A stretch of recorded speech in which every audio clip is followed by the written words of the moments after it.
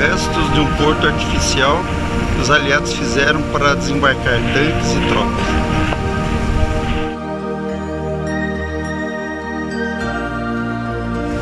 Uma daquelas plataformas desprendeu e veio parar na praia.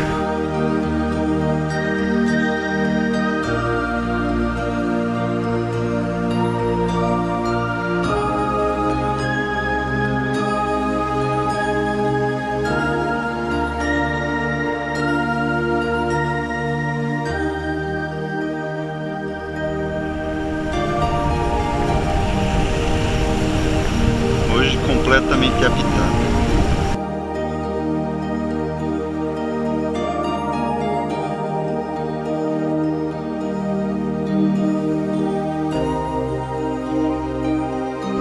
Os alemães ficavam nos bunkers, em cima daquelas falésias, atirando de cima para baixo. Por isso tantos morreram.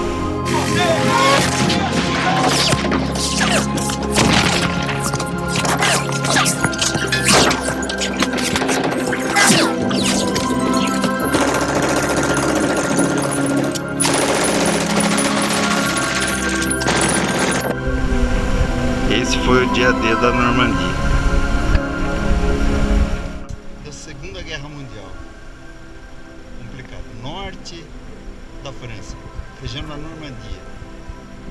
Aqui acabou a Segunda Guerra Mundial.